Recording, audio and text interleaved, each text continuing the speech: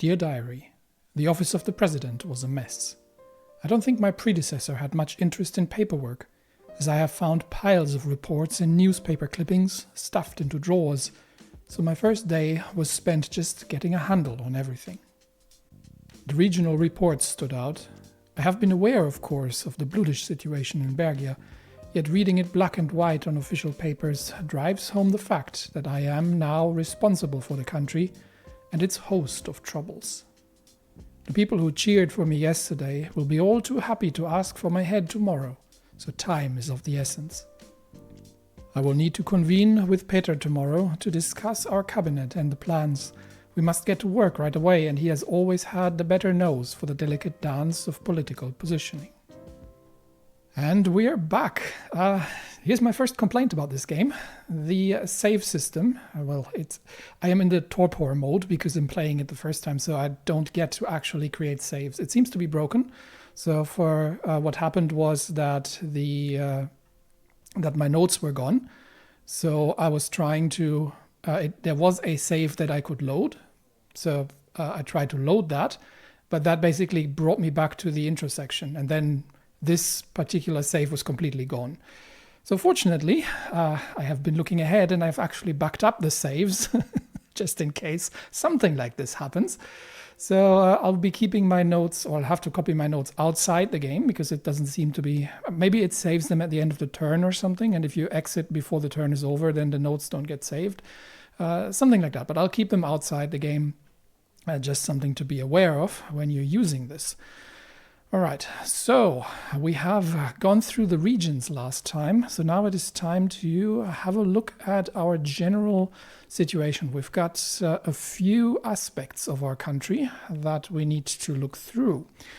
Beginning with the military, let's see. We've got compulsory military service. Military operates as a conscripted force, okay.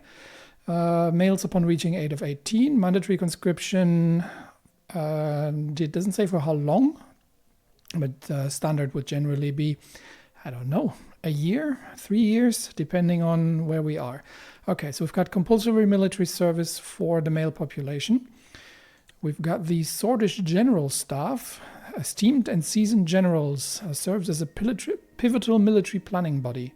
Esteemed assembly of top-ranking officers engages in meticulous strategizing and coordination to develop comprehensive plans and strategies that optimize the military's operational efficacy and ensures the successful execution of defense objectives.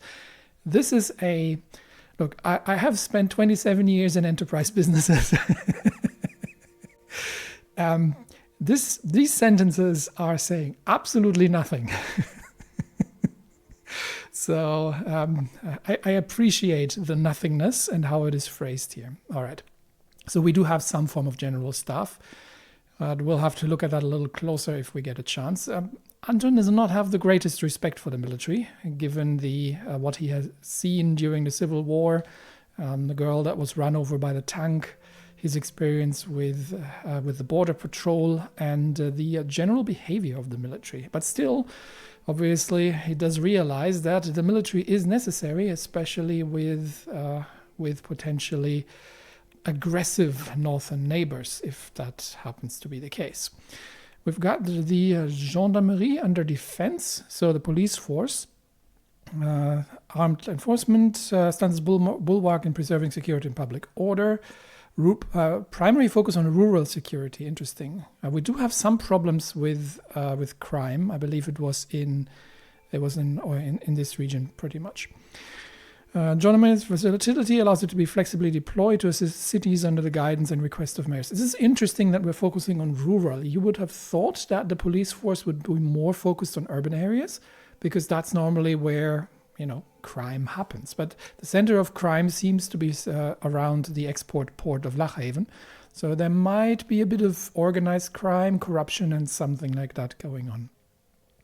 All right, what's the current situation? We have... Okay, so we've got positive, neutral, or slightly negative and really negative, maybe. We've got the military actively interfering in the political landscape. Military has a history of political involvement. Yes, we've just gone through a civil war, multiples, and influence with some past governments relying on the military support. Now, we are we are obviously going to need the backing of the military in some form, because if we don't have the backing of the military, and the military has a, let me say, penchant for bringing about or for taking control of the civilian administration, what we want to achieve is a situation in which the military is subservient to the civilian administration. So that's something we're going to be needing to deal with. Our military equipment is outdated. Okay, outdated equipment is posing a serious threat to the country's national security and combat readiness. For several decades, so we're in the 1950s, so we're probably talking about, I don't know, bolt-action rifles. Some military equipment, interestingly enough, is working reasonably well over long periods. So I would... rifles have obviously undergone a bit of a change, and then the whole Air Force, I guess, mechanization of forces, something like artillery is probably still working perfectly fine from that period. Anyway, it's no longer capable of meeting the demands of modern warfare, right? So making it difficult for the armed forces to effectively respond. Has weakened its standing as a regional military power. Okay, so we do need to modernize the army. For that, we do need a working economy, so we can't modernize the army in an economic downturn. At the same time, it's a catch-22. If we get invaded, then the economy doesn't matter. Right. Internal security jurisdiction. The Ministry of Defense is responsible for maintaining security within Swordland. Okay, so the police force is officially under the military. That needs to change if we can. Ideally, Gendarmerie needs to be a civil organization and not subservient to the Ministry of Defense. There should be some form of Ministry of Interior, which is part of the civil administration. Yeah, okay, so obviously, yes, that's what Gendarmerie does. So we've got the Ministry of Defense taking care of internal security. That should be separated, because that's generally one way also to keep the military from causing trouble. We have a significant pool of reservists. Well, we do have conscription, so that makes sense. Reserves have prior military experience, can be rapidly mobilized. And we have military readiness during peacetime, regular training and drills to reservists. Okay, so we're doing conscription, mandatory conscription, mandatory military service, and then they are obviously becoming reservists, which means that they then undergo regular refreshment training in order to provide readiness in wartime.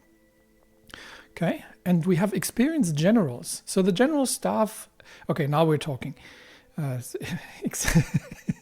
Unlike that blurb we just had, we've had skilled and experienced generals who have served in the military for many years. Extensive experience and knowledge allow them to make informed and strategic decisions.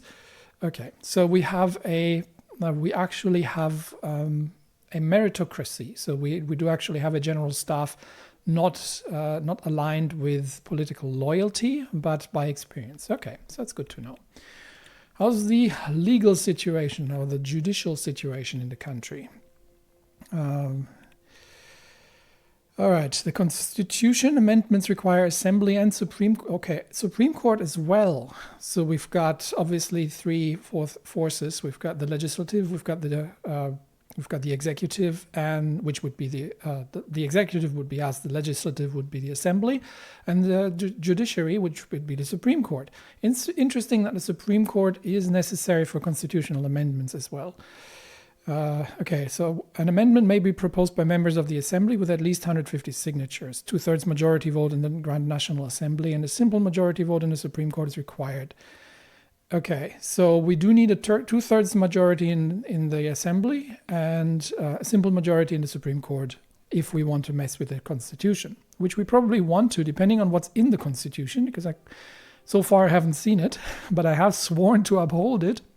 So as long as it allows me to orient our country east, I'm very happy to maintain the Constitution. Changing the Constitution is always high risk because it removes one of the sort of frameworks that you have, the sort of immutable frameworks that you see as law, almost like law of nature in a country. So you can fall back on the constitution, or you should be able to fall back on the constitution and say these are the basic laws that this country operates under. So if you can change it too easily, that puts that into question. We've got the honorary membership. Okay. Member of honor title, appointed procedure, as well as the rights to the members may exercise. Member of honor has absolute immunity. Okay, so we permanent member of the Grand National Assembly. Okay, so we have some. Wait. This is we're in the law section. Okay, yeah, it does make sense that this is it's part of. I was thinking more of legislature, but it's more like state organization almost, I'd say. So members of honor are absolute immunity and permanent member of the Grand National Assembly, entitled to a security team, to live in a special private residence. Only member of honor is Tarkin Sol. Oh, okay, so right.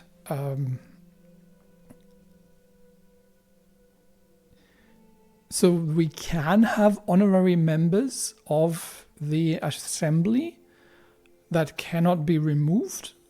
So currently, okay, so he made a constitution that effectively gives him membership for life.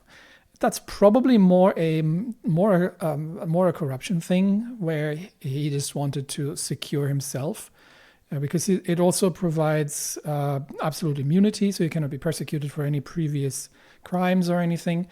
Ideally, this is something we need to get rid of, because it's an incentive for political leadership to if they can get absolute immunity by injecting themselves into the political system that way, then they can just get away with whatever they want to. It's a path to corruption. So nobody should be above the law. We need to get rid of that. Justices of the Supreme Court are not held individually responsible for the actions performed in the exercise of their duty. Principle safeguards their independence and shields them from personal liability while upholding the impartiality of their judicial decision-making. Yeah, that I'm actually in favor of. I think that, I mean, they obviously have to follow the letter of the law, but if you can easily attack them for political reasons, it's not a good thing. All right, we have no limitations on the number of terms presidents can serve.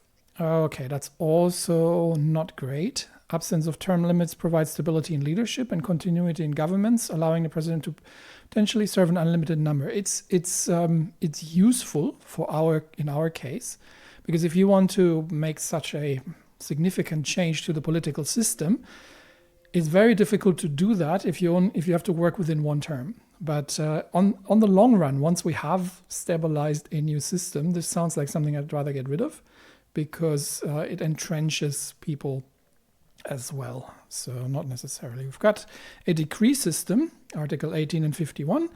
So we may issue decrees on political, social, and economic issues that would carry force of law. But can't contradict the Constitution. It's subject to judicial review. Assembly may pass legislation on the same subjects to override presidential decrees. That's not a bad system, provided that the assembly does their job. But it definitely gives us some flexibility in doing things rather quickly. We do have the 10% electoral threshold. Yes, we've seen that. That's how the Communist Party did not make it in. We had the president, so me, I appoint ministers to the Council of Ministers from among the elected members of the Assembly. Okay. Process fosters political inclusiveness, allows for representation of various parties in the executive decision-making process. Okay, so that's, I mean, it doesn't quite explain how I do so, but it would allow me to appoint people based on their qualification rather than their party loyalty. Although the risk is obviously that they would then try to undermine things. Right, I'm impeachable by the court. Okay, the president is not responsible for the actions performed in the exercise of presidency in case of high treason. In such cases, president may be impeached by the Supreme Court in a joint session with an absolute majority of its members. Not by the Assembly, by the Supreme Court. Okay, so the Supreme Court has significant power over the presidency, because if they can if they can impeach me, I do have to be very aware of who's sitting on the Supreme Court. I can veto bills, authority to veto a bill by returning it to the Assembly with a written statement. Veto power serves as a check and balance mechanism, allowing the President to express concerns, initiate further deliberations. Okay, so that's good to know. The Bludish Freedom Party has been banned. The BFP, illegal criminal organization due to their secessionist activities. Okay, so they effectively want to create a Bludish state out of the minorities in the various states in the southern regions. Any suspected member of the party shall be arrested without trial. Any event... Okay, that's a dangerous sentence. A suspected member shall be arrested, but then no trial. Any event, operation, or organization suspected to be colluding with the BFP will be disbanded and its partakers arrested. So we arrest people and convict people on suspicion. Yeah, that's not a great idea. That needs to go. We've got the Bergia Special Zone. I'll probably go back to the regional map here. We've got the Bergia Special Zone. Structured as a special zone, has a different governance structure than the rest of the country. Established after the bloody revolts by the separatists. Okay, separationists? I'm going to call that separatists.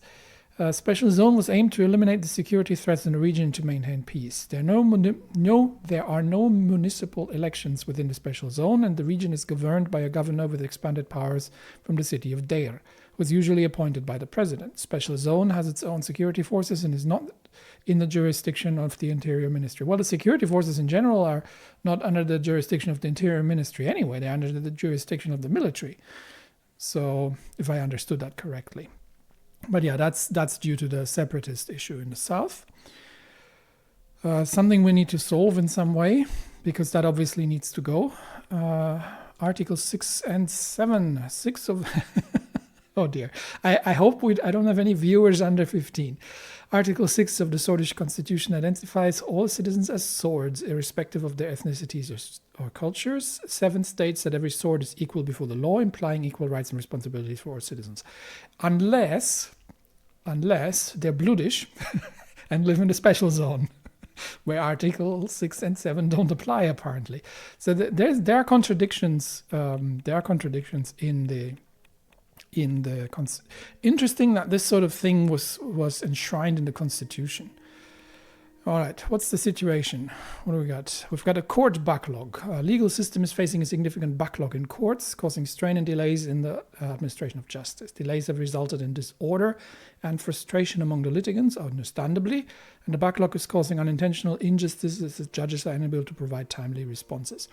Yeah, that's not good. So, but there are two possible vectors to approach this. Either we don't have enough staff in the courts that can deal with the sheer amount of of cases in a timely manner, or we have too much red tape and too much bureaucracy there. That means that everything gets delayed, or we have too many cases.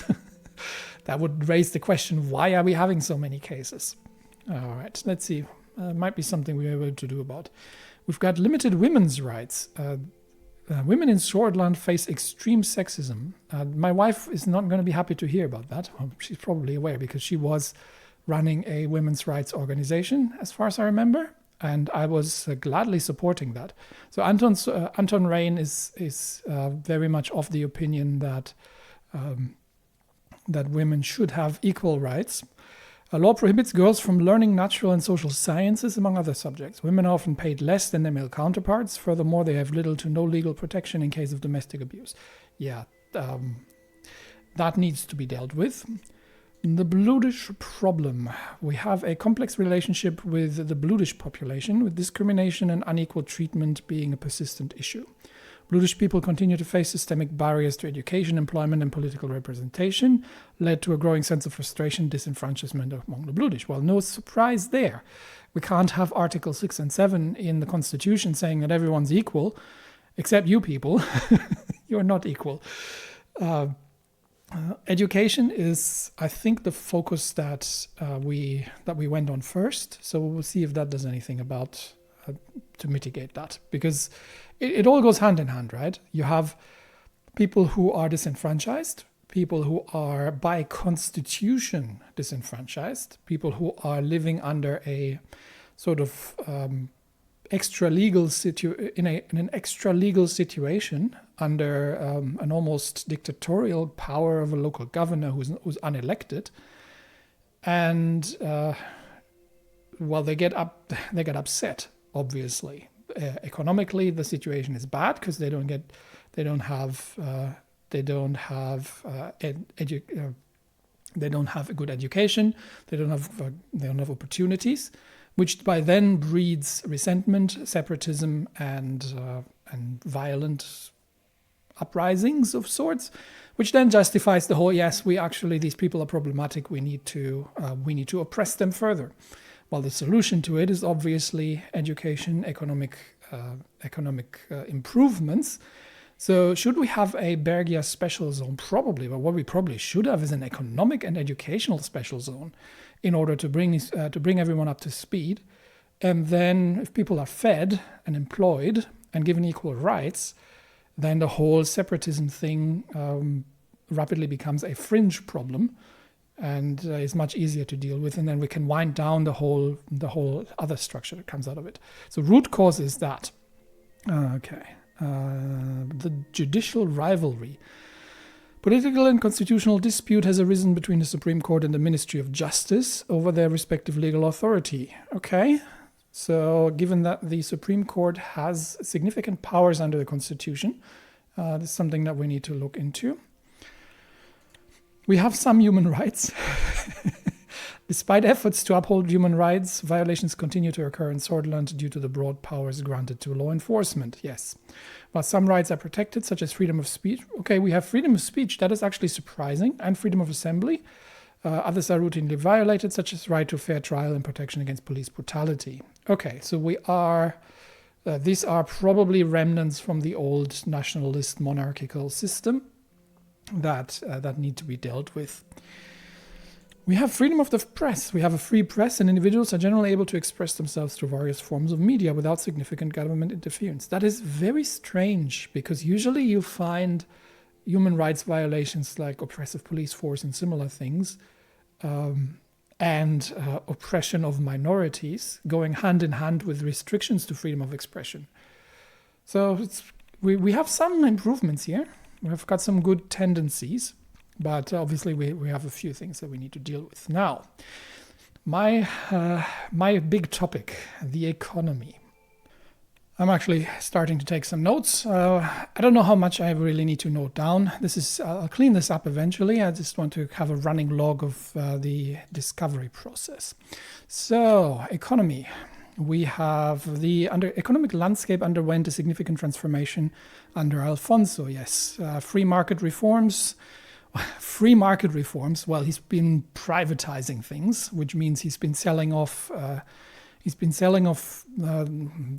the property of the people to his cronies, probably.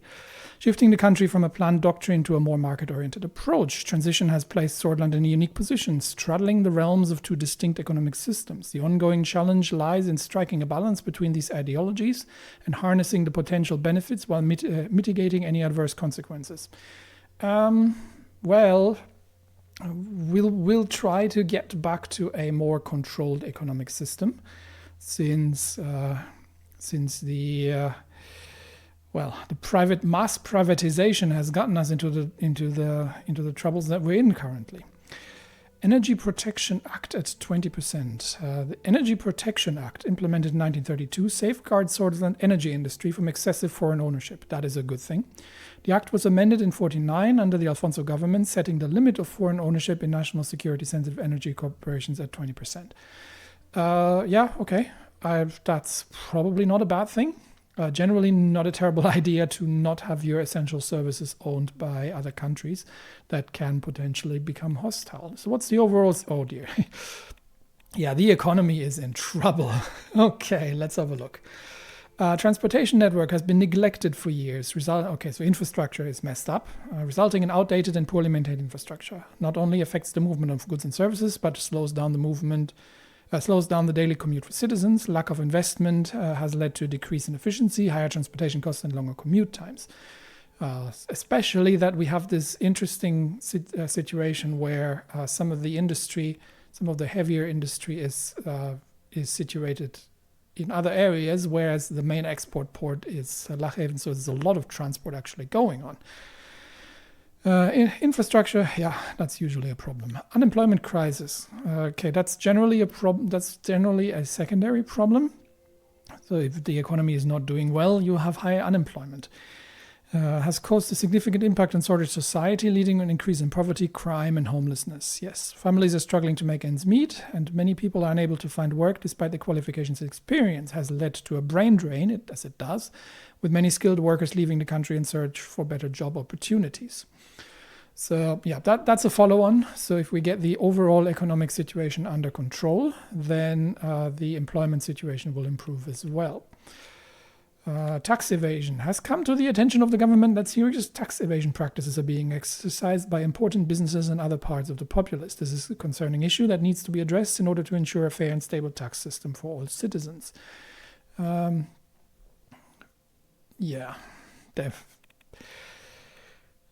Probably also a secondary concern at this point, because I would argue almost a secondary concern, because if you don't have a working economy, you don't get tax revenue. And if you crack down, you're approaching the problem from the wrong side. So fix the economy first and then crack down on tax loopholes and tax evasion. Previous government attempts to solidify trade relations were unsuccessful, which combined with the effects of the recession resulted in a significant decrease in trade volume. Without effective measures to address the underlying issues driving the decrease, the country may face continued economic challenges. No excrement, Sherlock. Why though? What are the underlying issues driving the decrease? That's what I would be keen to know. I mean, we do know that the trade with Agnolia, or the foreign investment of Agnolia into England has sort of stalled. That's an area that we need to deal with. Otherwise, we will try to do an eastwards orientation and see if we can improve trade with our eastern neighbors. But it doesn't tell me an awful lot as to why the trade volume is going down. The Bergier economy has plummeted. The economy is declining at a rapid rate due to lack of investment, resulting in increase in crime, homelessness, and unemployment. Yes, that's, like I said, the root cause of the problem. We must take immediate action to address the underlying issues by increasing investment, promoting job growth, and creating new economic opportunities. I wholeheartedly agree, especially that we are already having separatist issues. And while the rest of the country is struggling, these people are struggling and potentially uprising, because there's bad blood. Anyway, we've got the Lauren. Which one was Lauren? Lauren is the northeast. That's where I think heavy industry and logging was part of this. The economy in the region is experiencing a rapid decline due to lack of investment. This has resulted in a rising crime. Okay, that's the same thing as before. Yes. So rapid lack of investment. Investment in what? Because while we are looking at doing a planned economy, we don't necessarily want to have everything micromanaged by the state. There needs to be some opportunity for private enterprise to do things. So are we talking about foreign investment? Are we talking about government investment? Are we talking about infrastructure? What is the actual investment that we're looking for? Because if it's not profitable and it's not an essential service, then government investment in it is not a great idea. Government should invest in essential services like infrastructure, transportation, energy, and these sort of things. But government should not own and prop up unproductive businesses necessarily. but find ways to either make productive businesses or replace them with something else that works. But we'll see what we do about that. So this is our Rust Belt. England, Luxembourg, once again, region is in crisis as the lack of investment had led to a rapid decline in economy. Once known for stable economy is facing unprecedented challenges, rising levels of crime, homelessness, unemployment. Yeah, we have so that's the bad things. The only thing I've really seen so far is as an actual root cause of things is the weak transportation. There must be more, because that alone does not explain an economic recession just because we have because our transportation network is not working well. That said, if that has been privatized, renationalizing that and actually getting that up to speed is probably going to be the first thing we're going to do if we have the opportunity. All right, production has stagnated. The mismanagement and a lack of direction of economic policies, along with the recession, a lack of direction of mismanagement and lack of direction of economic policies. Okay, so because we've been going from a planned economy under Sol to a rapid privatization, and now and things have been confusing. Okay, along with the recession has resulted in stagnation in production of goods. Yes, that's a consequence. Country's economy is struggling to recover, high unemployment rates and decreasing business investment. Yeah, it's a spiral, right? You have lack of investment, which means lack of improvement in production of goods and services, which then means drop in GDP, which then leads to lack in investment. So I would say our government budget is at 7. We have a range from -20 to 30. I think we might have to spend government funds in order to solve some underlying problems and get everything up going again. So that might probably mean debt in the short term. We'll see. High employment rates, decreasing business movement. Yes. And Gruni has barely maintaining its growth. Gruni was the sort of wine region here. Despite concerted efforts and strategic investments, so here we've done. Why are we strategically investing in wine when most of our country is based on heavy industry? Marginal stability, famed for its fertile vineyards and vital export sector. So what are our core exports? That is something I wish to know. Is grappling with notable economic challenges impact its growth potential. Okay. More details would be welcome, as usual. Tourism industry at average activity level. The tourism industry is demonstrating stable performance, operating at an average activity level. So that means the middle class is still intact, because obviously the working class isn't going to go travel to the vineyards and enjoy their holidays, because they don't have enough food on the table to begin with. So that means that the middle and maybe the middle class, but for sure the upper class is sort of, well, the upper class alone wouldn't be a stable tourism, wouldn't be enough to have a stable tourism industry. So it has to be the upper middle class at least included. Consistent influx of tourists visiting our nation's various or foreign tourism, of course, is a possibility as well. I'm thinking of domestic tourism here.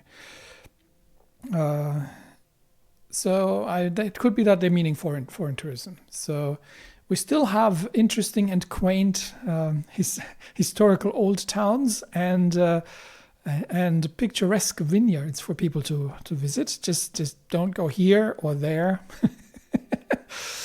or there really, or over here. So that's sort of the touristic heartland, or the industrial back. Not going to be my primary concern for sure. So what policies do we have? I've looked at that already. We've got the Alfonsonomics and the Energy Protection Act. It tells me relatively little, unfortunately. So there's a lot of consequence, but not an awful lot of root cause. So we'll see what options we'll get to improve the whole situation there. Obviously, we do wish to move towards a planned economy and reduce the privatization and the the profit-oriented market forces that only enrich the rentier class at the expense of the workers. Because the workers at the end are the people, and the majority of the people. So we'll see what we can do there. Welfare. Let's have a look at welfare. Welfare principles. Long-standing welfare principles have traditionally guided provision of welfare services. This, given the economic situation, is probably in dire straits. The Rayne aristocrat. What is the Rayne welfare? Rayne aristocracy are currently under scrutiny and evaluation. These principles, which have shaped welfare practices for a significant duration, being critically assessed to determine their effectiveness and relevance in meeting the evolving needs of the population. Okay, where's my codex? Can we... codex... What are we looking for? Maybe history? Okay, 1630 to 1860, the Rayne aristocracy. So this is an old welfare system. Albrecht Rayne, unlike the other members of the rich family, Rayne was more of a people's man than an aristocrat. Father had owned most of the Marquis and South Maricopa Trade Company, therefore most of these assets were in his hands when he formed the Rayne aristocracy. In times when welfare did not exist, the aristocracy gave the poorest farmers basic clinical treatment at the capital, which by 1649, although a shadow of its former past, still was a huge population center filled with many people. Most of the people, so we've got elementary free healthcare, so that's a good idea. Most of the population was made up by swords, becoming quite dominant in the day-to-day running of the government.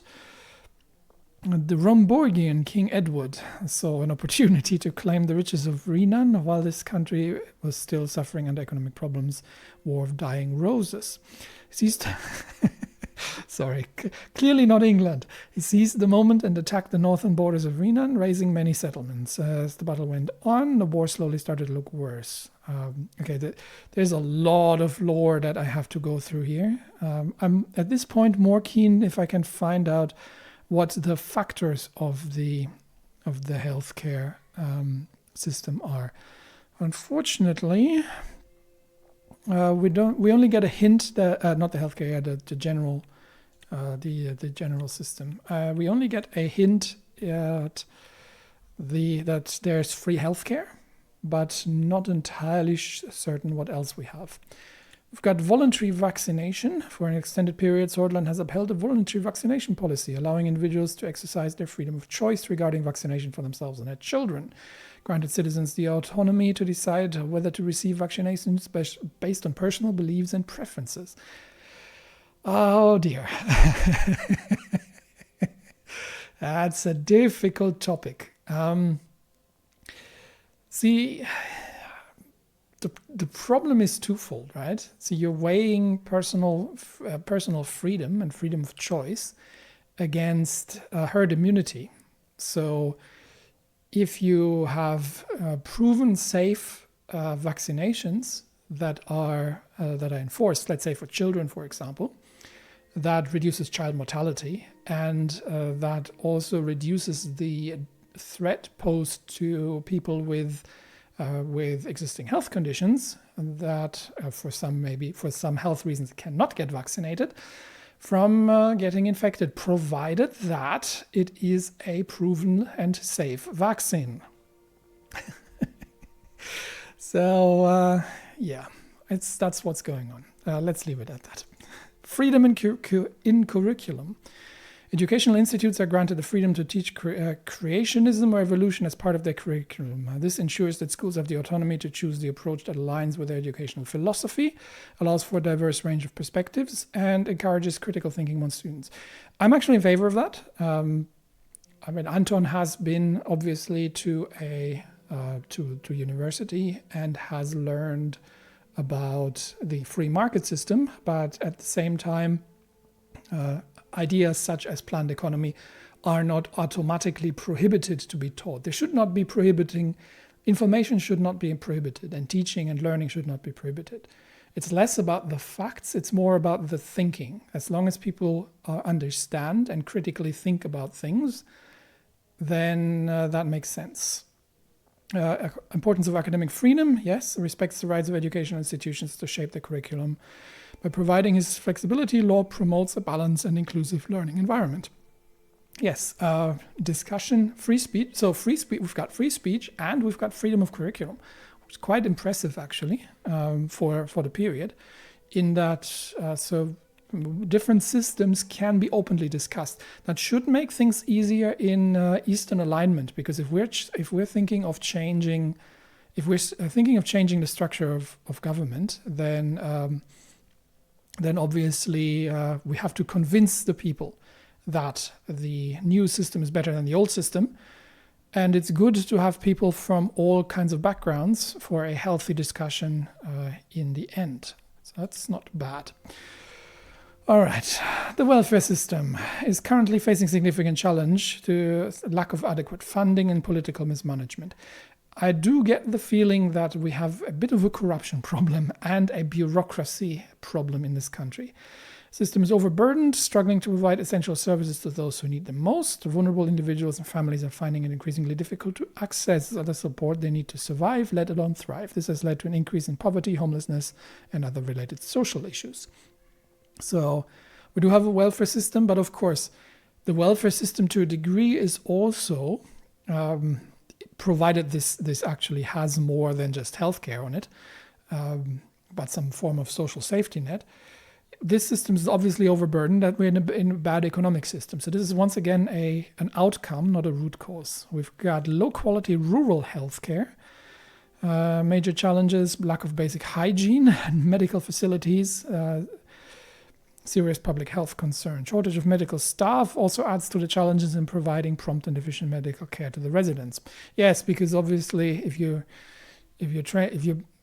studying, I'm curious to see if the I'm curious to see whether we don't have education as a factor. Interestingly enough, but I'd actually be curious to see if university study is free, because if a student has to spend significant amounts of money to become a doctor, then in return he has very little incentive to then operate in a rural area where there's no prospect for career, and the income probably will not be sufficient in order to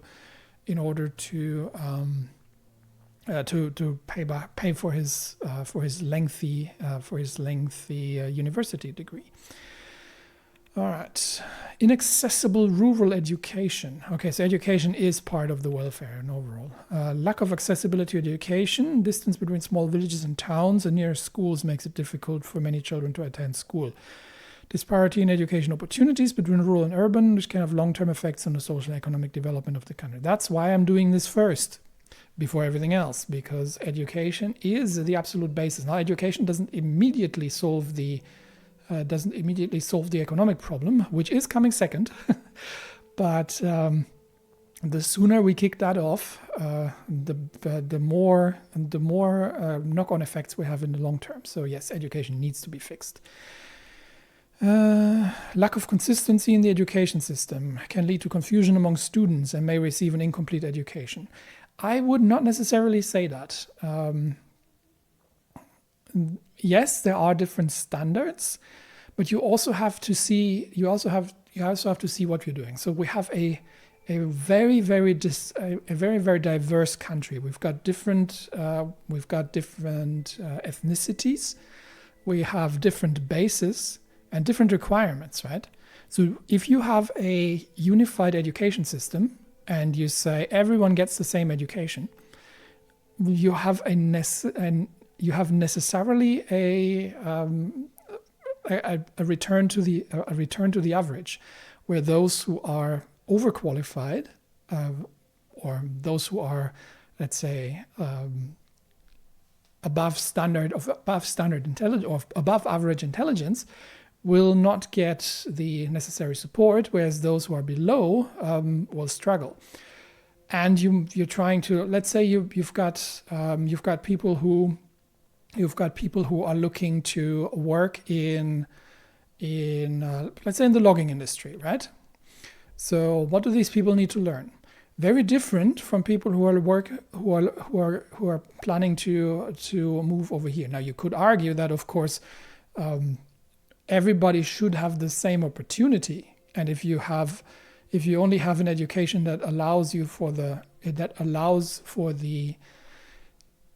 industry that you are in, then that's not a great thing. That said, this way, if you don't necessarily have this standardized, you can cater more to it. So, do you really need to teach everything that you need to teach a student in Gelsland that you need to teach it to a student in Lauren? Maybe you have a more you make these people more successful because let's say, just for example, right? These people start with a much lower standard of education because of their parents, and whereas people here who are coming from university educated parents, just as an example, have a much higher starting point. So you still have the occasional student here who is very intelligent and who could go places, and for that we should provide the mobility to then go to a school for these sort of things. But you can sort of cater it to your students rather than just slapping a one size fits all education on things. Well, we'll see how that turns out. So I don't necessarily see that as a negative. We have a solid understanding of our founding father, Tarquin's soul. Students were able to learn about the values, principles, history shaped our country. I don't necessarily see that. So, not person-bound. History of the country, yes, absolutely, but not the sort of cult of character here. Through education, they can develop a deep appreciation of the heritage and sense of pride in their nation. Understanding the struggles and sacrifices made by our founding fathers, students can develop a sense of responsibility towards their country and become informed and active citizens, work towards the betterment of the society. Yes, but history of the country, yes, but cult of personality, dangerous, slippery slope. All right, we have well-funded welfare institutions in urban areas. Institutions are designed to provide support for those in need, elderly, disabled, and experiencing financial difficulty. So we do have a social services network, or social security network. Government has made significant investments to ensure that these institutions are well equipped and staffed with trained professionals. So we've solved this problem for the urban areas, but not for the rural areas. Yeah, that's not unusual. Law and order. We have members of the security apparatus enjoy privileges and benefits that extend beyond those available to the general population. Okay. Special provisions reflect the unique nature of their responsibilities and the crucial role they play. So policemen get special treatment. Okay. Corruption. I figured that. Corruption was going to be an issue. Pervasive corruption in Swordland has created a culture of inefficiency and undermined the rule of law. Despite recent efforts to combat corruption, reports suggest that the problem persists in all levels of society, government officials to private sector. This has led to a lack of trust in public institutions and hampered economic growth and development. Big item. So corruption absolutely destroys trust in the institutions, but also it just siphons too much away from productive enterprise in general. We have illegal immigration. There was actually a comment, I believe, criticizing Anton for his thoughts about immigration. It's an interesting topic. It's currently facing a significant challenge with increased immigration and a lack of clear policy how to handle it. The government's indecision has left loopholes in the system are being exploited. It's complicated by the fact that many of the immigrants are fleeing conflict and persecution in neighboring countries. This has resulted in a large number of undocumented individuals entering the country, strain on resources leading to increased crime rates. Yes, it's a difficult one. So we should, obviously, if people are persecuted in their countries, we should, and our domestic situation allows it, we should have an immigration system that allows them to come into the country and then give them opportunity to become productive citizens. We should definitely have immigration of qualified people. But obviously, if there is an immigration system and people are coming into the country illegally, bypassing the system for whatever reason they have, then that needs to be dealt with as well. So immigration is always an individual item. It's not a one-size-fits-all. It's not that all immigrants must be welcomed or all immigrants must be kicked out of the country. These sort of things need to be looked into. And yes, obviously, if we're already in an economic downturn and then we have large amounts of illegal immigration, that doesn't help either, because that just leads to fragmentation of the society and further issues. Organized crime, no surprise, probably here. Coronellian Skinner cartel, among other dangerous criminal organizations, continue to conduct organized crime activities while remaining elusive to law enforcement, goes in hand with that.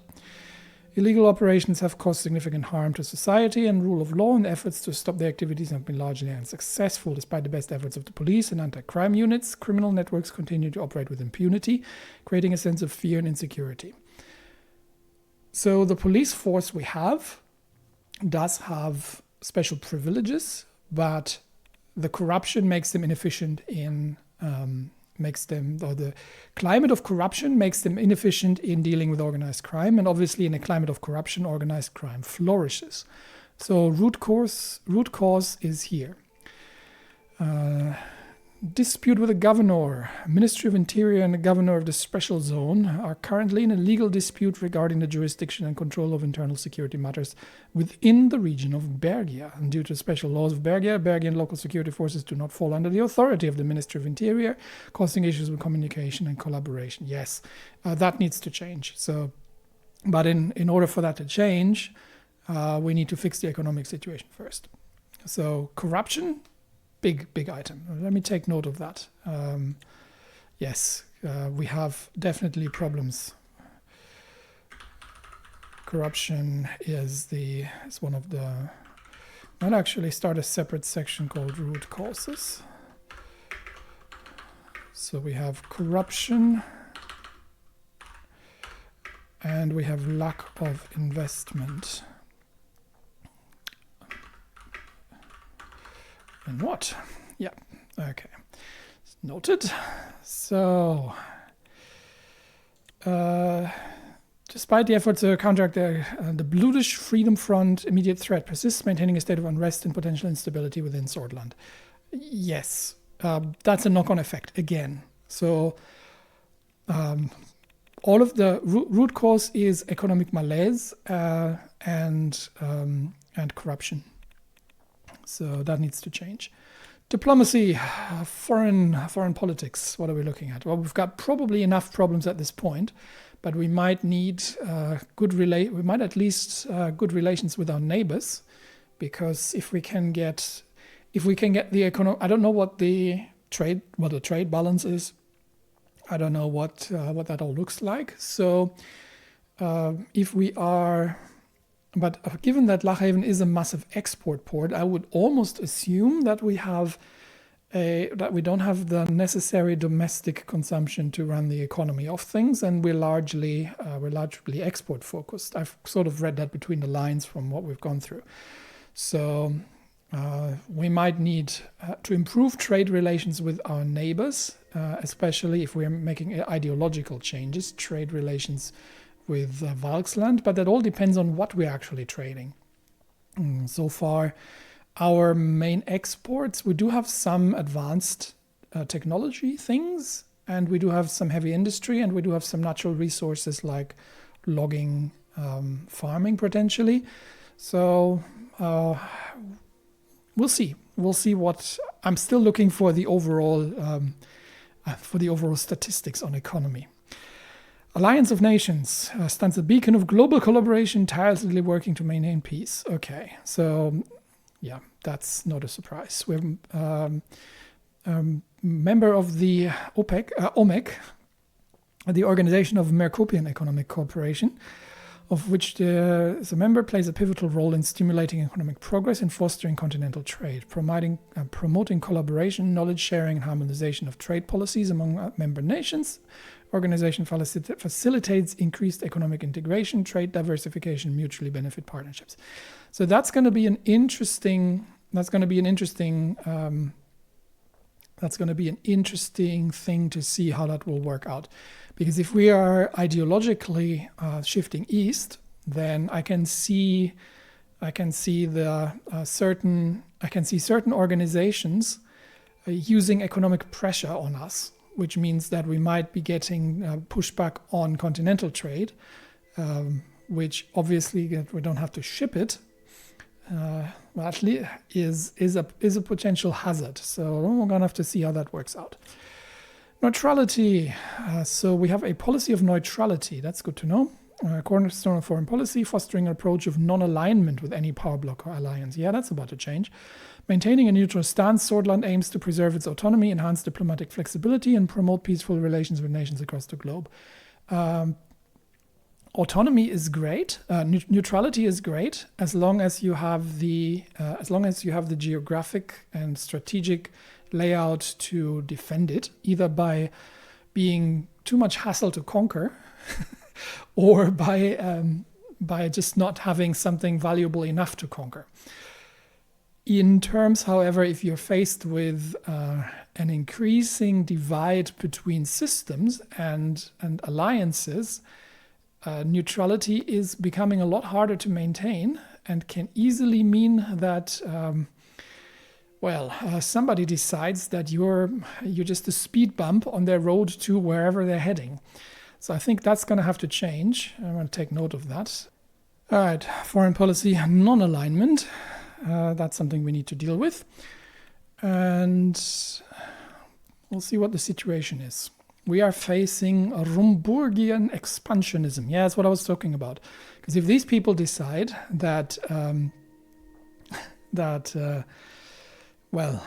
could really do with a major port, and that they need to eliminate the possibility of a communist state on what they consider as their sphere of influence, or simply because they just want to.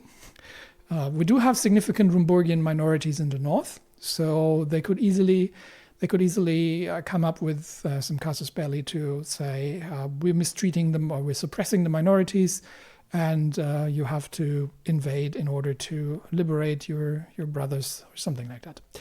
So the expansionist doctrine of Rumburg over the last century has led to a highly volatile situation in the Mercopia continent. Rumburg's actions have contributed to increased tensions and instability in the region and potential negative consequences for neighboring nations like Swordland.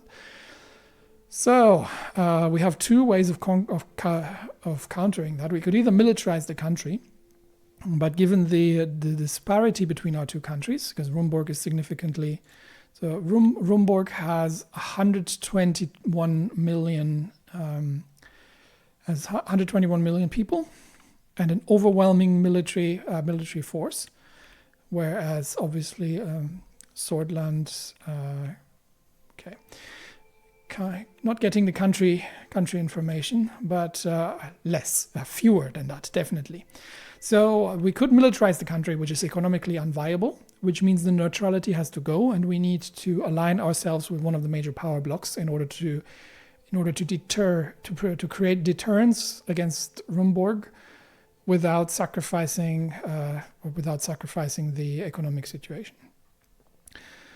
Lack of allies, yes. Our independence and prominent role in the international stage are not fully secured as it lacks strong allies. Without the support of reliable allies, Swordland may struggle to assert its interests and maintain its position in the global area. I would almost argue maintain its existence because, natural resources and such. Swordland is experiencing a moderate level of foreign influence within its energy sector, creating certain challenges in maintaining control over domestic energy policies and decision-making. I thought that we had amended that in the constitution with limiting them to 20% holdings. So foreign investment in energy projects is good, and we might need that because energy is the basis of all economic activity. But obviously, we can't have a foreign control over energy. So that should actually be countered with the policy from the previous administration, which wasn't all bad, I'd say. Okay, we are a key member of the founding members of the OMEC, and many of its political economic experts have Swordish descent. Contribution of our economic experts has been crucial. Establishment and development is prominent. Okay, good to know. We have experienced diplomats. That's also good. So we do have some experts when it comes to dealing with the diplomatic situation, which of course, doesn't help with expansionist, aggressive neighbors, but it might help with projects that we're planning to go. So we want to align ourselves east without pissing everybody off, because we don't want to become a sort of garrison state, but we don't want to make it clear that our national interest is ours and that our economic system is ours and our alignment with and joining of alliances is ours. But at the same time, if possible, maintain good relations with the neighbors in terms of no interest in military conquest and trade. Trade always helps with these things. We've got balanced energy prices, currently enjoying a period of balanced energy prices reflecting stability in both supply and demand. That's has the potential to contribute positive to the economy, focusing a conducive environment for steady growth. How does that foster a conducive environment for steady growth? If we have, okay, so maybe I'm reading this wrong. So ideally, we would, if we're looking at economic growth, ideally we'd have an oversupply of energy, because if we have a supply that matches current demand, then there's no room upwards. Because if we're going to expand the economy, we are going to need additional energy. And that would then skew prices towards the higher side, which is then going to curtail economic development. So what we actually need is we need to get low energy prices, not balanced energy prices, in order to foster economic development. All right, but we'll see how it goes. Okay, so we've made our way through that part of the paperwork. Let's consult with Peter and have a quick look at our cabinet and the makeup of everything. So Peter obviously is our vice president, a member of my party, and a charismatic politician. Yes, and he's got a very good nose for navigating the slippery floor of political dances. Here we were. Right, we've got a chief of staff, Lucien Galade. Is a notable figure in Swedish politics, presently holding the position of chief strategist. He's been an active member of the party and has held a variety of significant roles within the party throughout his career. His academic background is in sociology and law. Okay.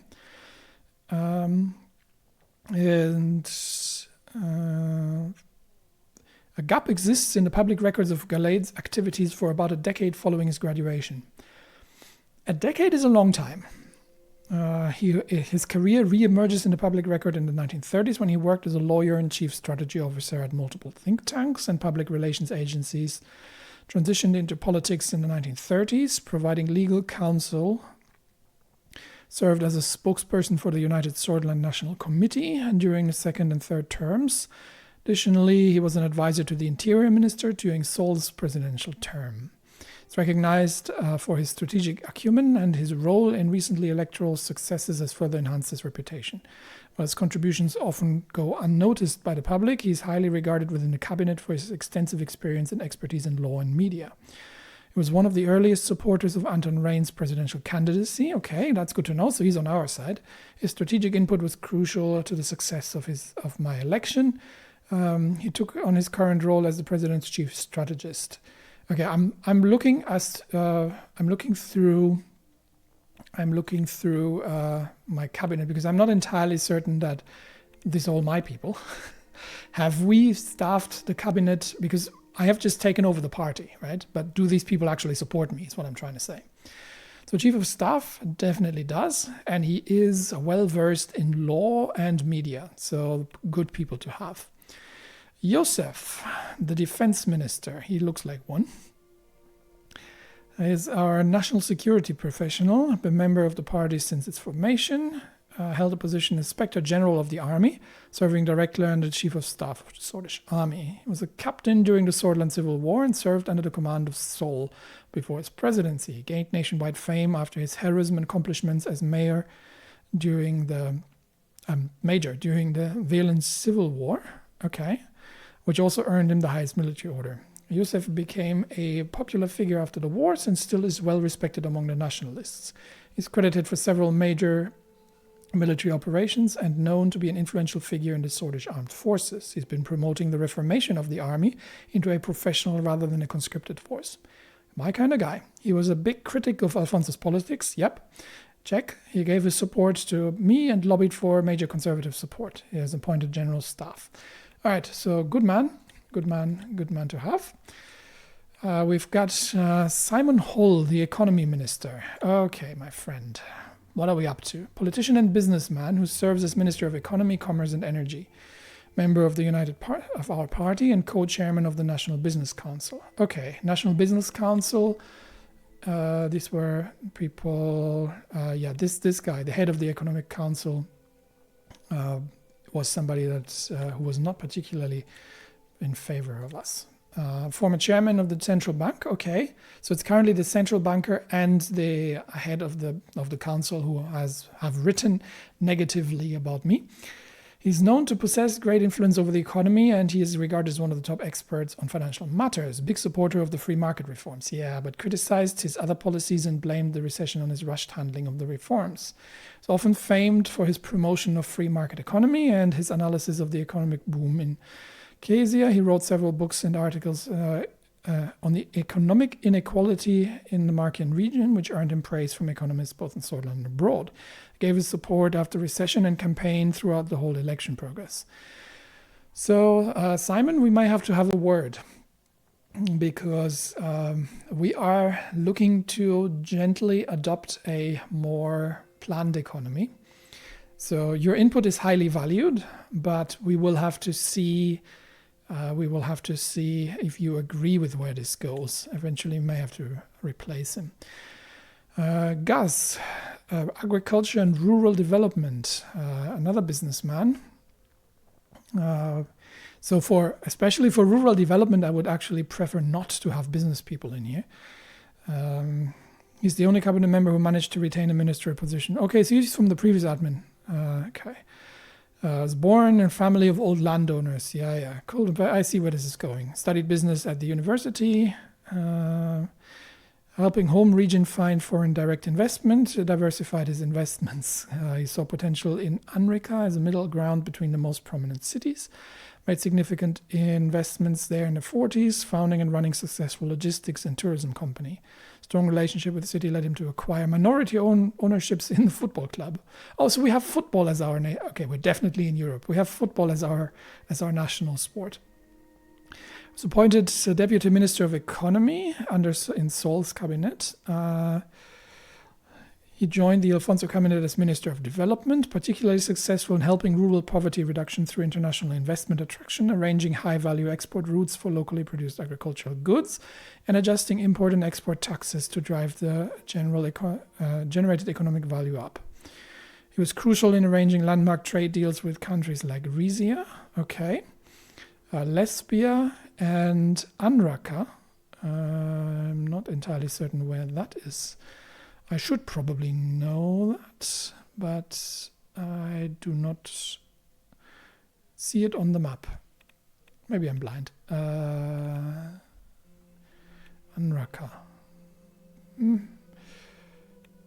Let's find out. Let's check the codex. Behind the codex. Let's look that up quickly. Federation of Anrakan Isles.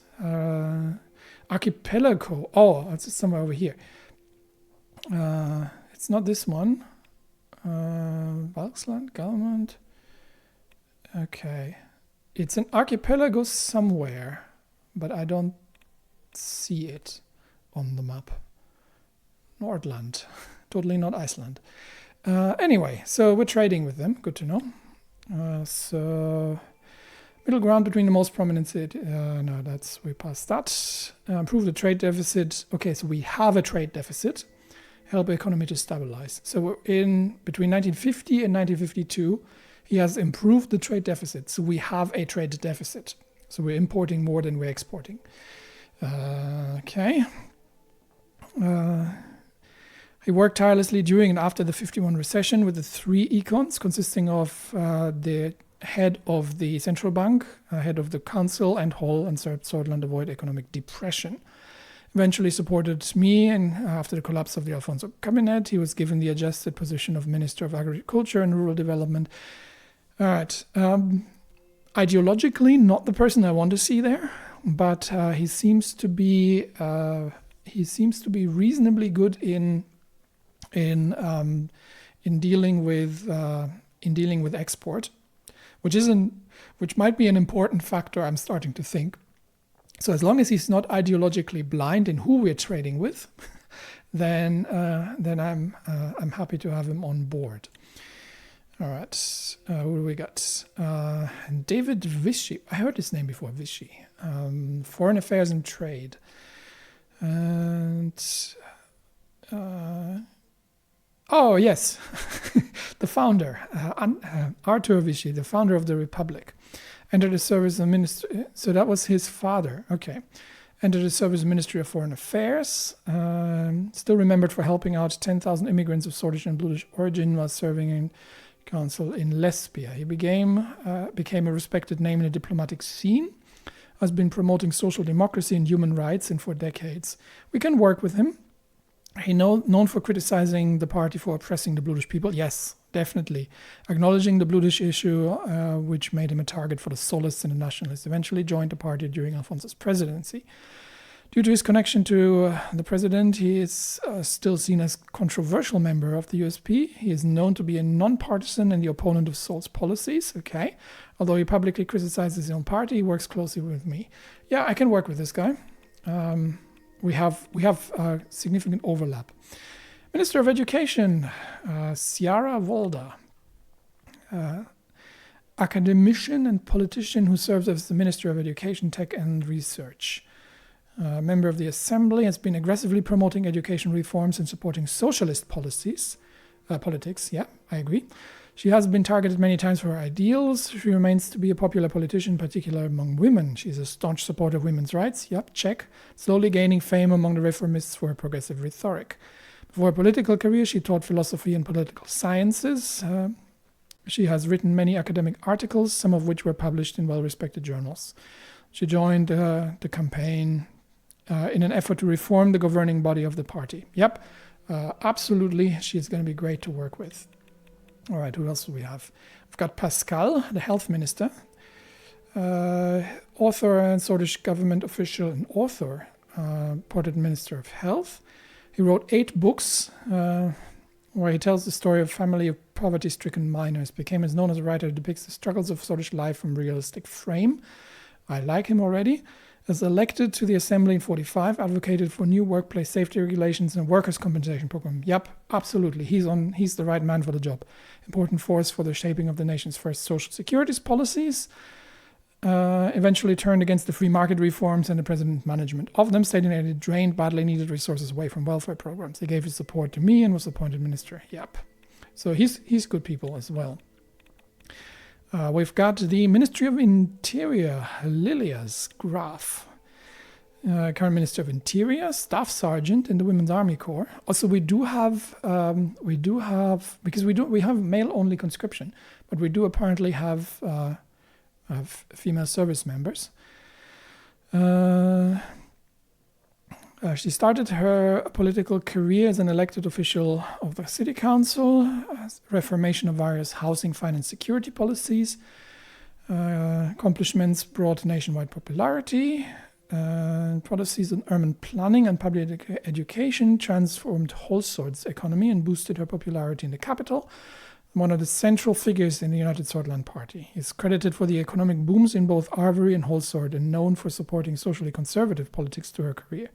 Respected as an expert on urban development and police relations. As one of the most influential supporters of my candidacy, she inarguably brought with her a large conservative support in the election, soon after she left her position as mayor to become a minister under the administration. Obviously, she is Minister of Interior, so she is going to be conservative. It's we might have to work with her and see if we can get the corruption issues sorted out. And we've got the Minister of Justice.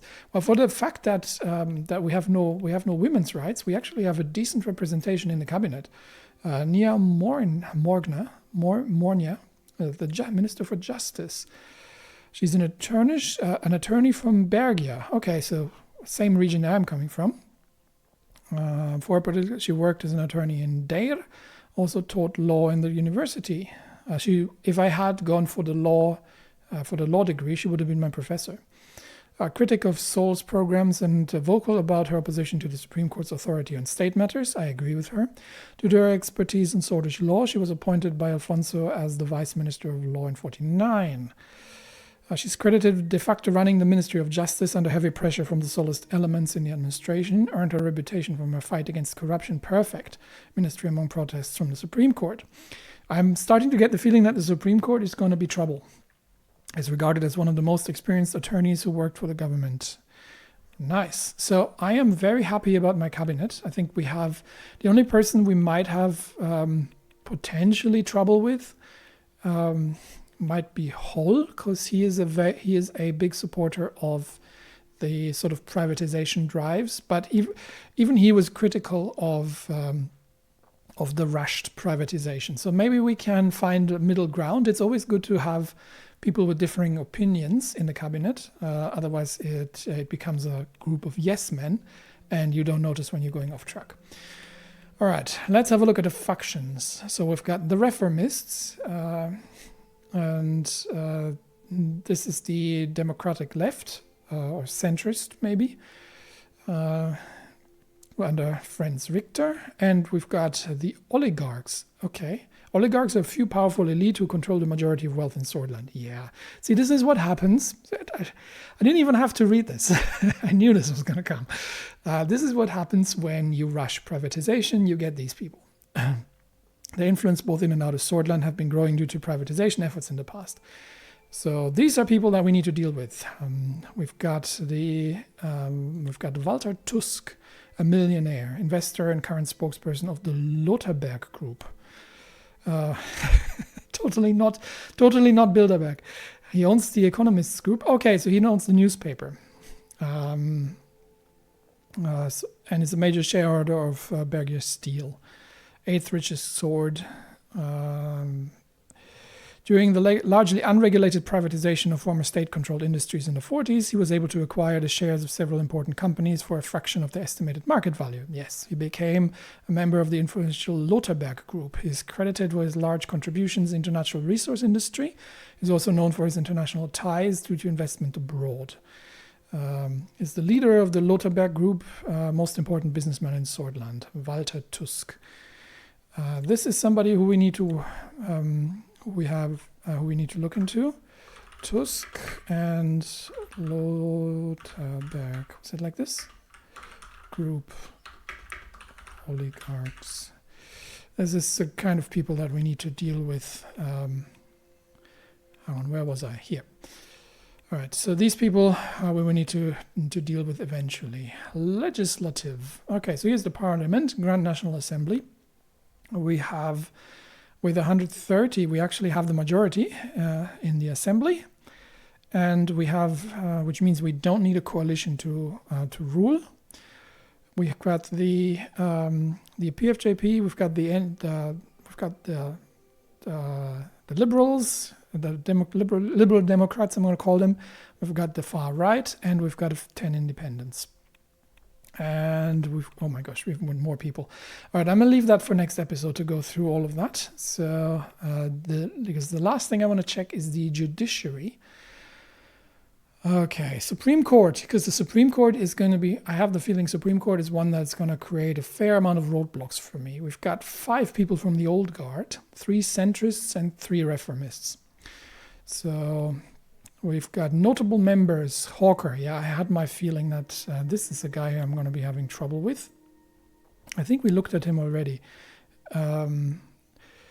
Hawker Court handled down several landmark rulings, significantly transformed criminal procedure, taxes, and other areas of the law. Many of the court's decisions incorporated highly controversial policies of Seoul, including the approval of the security package laws and ruling that the BFP entering the elections was unconstitutional, removing the Bluish identity from politics.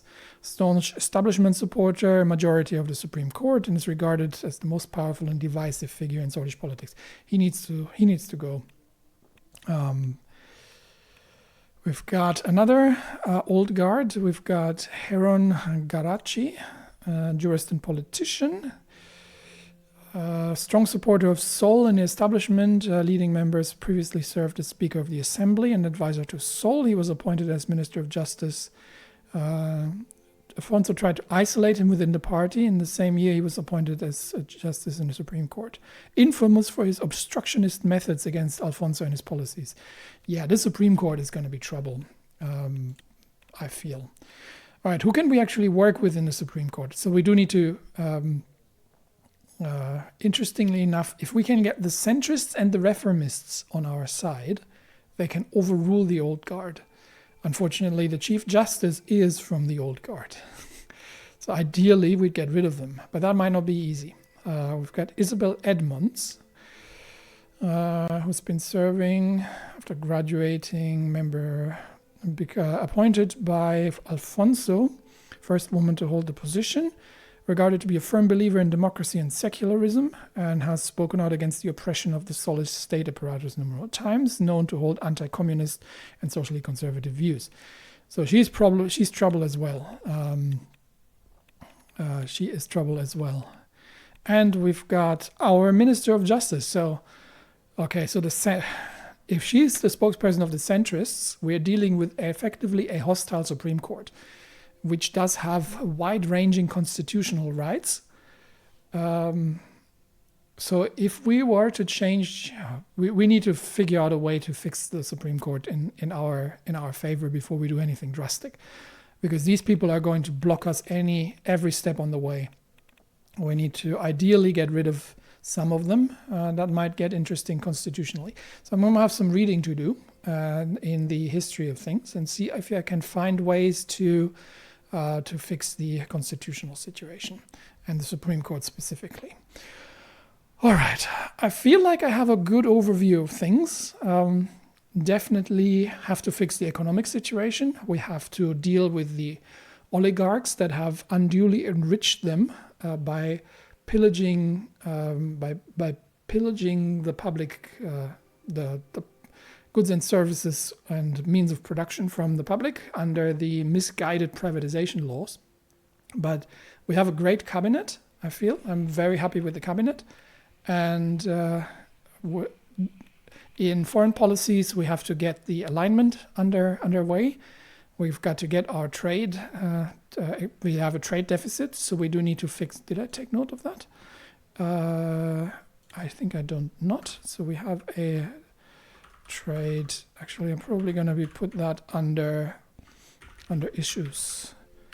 Yes, trade deficit. So we may have to work with some people that we're not too happy with in order to fix the trade deficit, and see if we can build our industry out of foreign trade, potentially by alignment eastwards, and we'll have to balance the international situation with potentially hostile neighbors and potentially hostile alliances. And the ideological situation there. We'd have to get out of the isolation. So that's another. Okay, I can't edit again. There we go. Did I? Oh yeah, foreign policy non-alignment. We need to fix that. There we go. Okay, so I think we've got our work cut out for us, and I think we'll finally actually get to it in the next episode. Sorry that it takes so long, but I do need to. I do feel like I need to get a handle of things before we are moving, just in order to make the right decisions. And I do like to organize my thoughts before we're going there. So that's it for today. I will try to keep the episodes a little bit longer. I'm still experimenting, but generally I'm trying to end episodes where it makes sense, where you have a sort of point of where to go from. And I will try to make them a little bit longer, so somewhere towards the 45 minutes, 1 hour mark. and we will see how that goes. Anyway, I'll see you all in the next episode.